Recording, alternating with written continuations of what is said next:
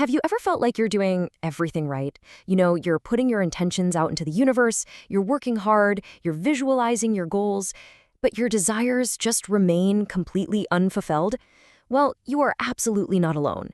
Today, we're looking at a fascinating explainer based on a text by Xufeng titled Advanced Cultivation, and it offers a radically simple, honestly, kind of shocking explanation for exactly why this happens to us. Okay, let's dive into this. This really is the ultimate question, isn't it? I mean, the author of our source text actually posed this exact question to what he refers to as the greatest creator. Like, why is there such a massive, frustrating gap between what we want and what we actually get? And the answer he received was incredibly blunt.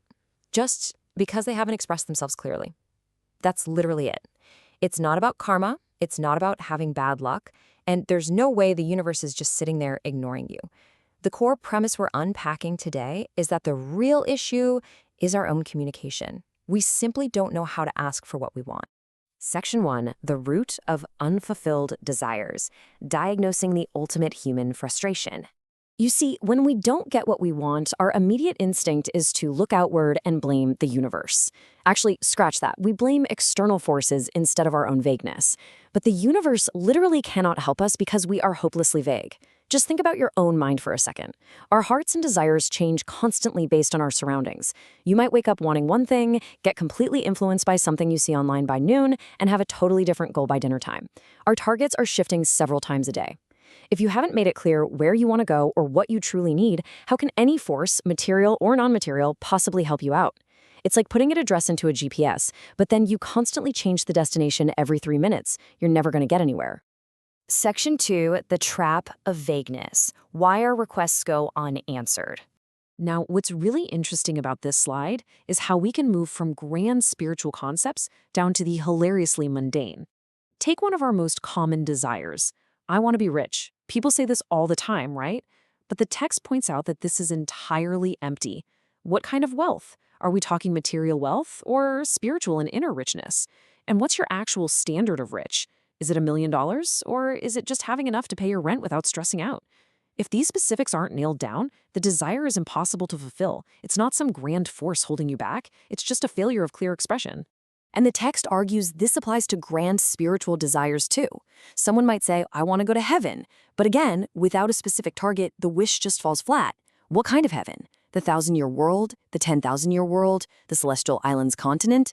The point here isn't necessarily those specific realms, but the absolute necessity of having a clear, defined image of your ultimate destination. Or how about, I want joy and freedom? Sounds amazing, right? But what does that actually mean in reality?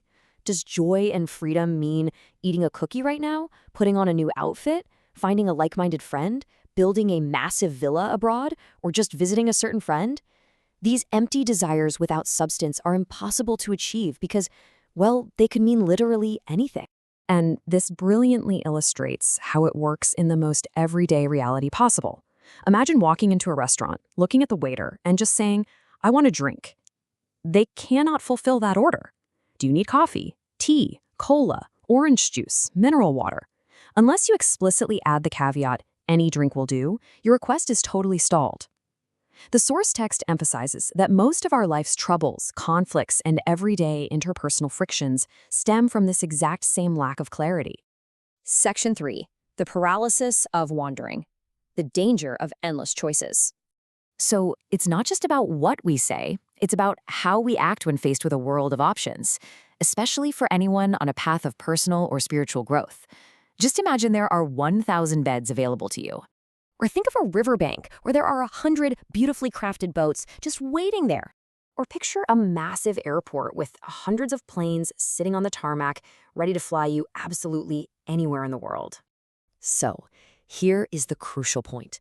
You can only choose one. You can't sleep in 1,000 beds at once. You can't take 100 boats across the river simultaneously. You can only board one single flight. This brings us to a really profound distinction made in the text. The author observes people online and out in the real world who basically squander their time.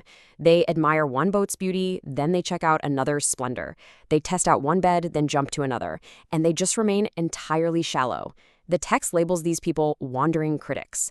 In stark contrast, the genuine true practitioner is simply the person who tries to express themselves clearly, makes a definitive choice, and commits to a single grounded path.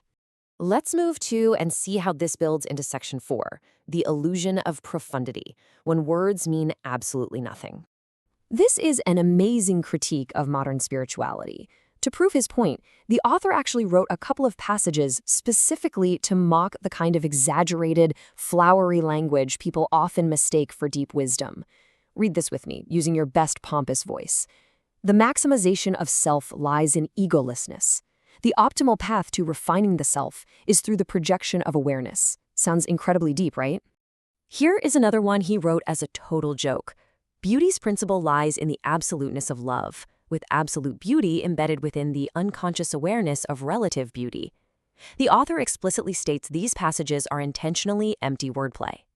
They're designed to show that articles appearing profound like this actually fail to express anything clearly. They're completely useless for actual growth. So, it begs the question, is advanced cultivation, is achieving your deepest desires and spiritual goals really supposed to be this complex and confusing? The answer is a resounding no. It really is that simple. You just have to express yourself clearly. True cultivation doesn't require flowery language. It doesn't require the pretense of being profoundly deep. It is entirely about understanding your own heart enough to state exactly what you want. Because the more we study confusing, empty writings, the more we sink into the illusion of word games. So let's summarize what we've learned today. On one side, we have the illusion of word games, relying on flowery language, pretending to be profound, and constantly wandering around admiring different paths without ever committing to one. But on the other side is genuine advanced cultivation, making simple, highly specific requests, actually taking the time to understand your own heart, and having the sheer courage to choose one definitive path out of the hundreds available to you. I want to leave you with a direct challenge from the text today. Try it. Who out there can actually express themselves clearly? Are you ready to stop blaming the universe, stop hiding behind vague wishes like, I want to be rich or I want freedom, and finally articulate exactly what you want? Because according to this text, the exact moment you do, your desires can actually begin to be fulfilled. So think about it. What is your specific order for the universe today?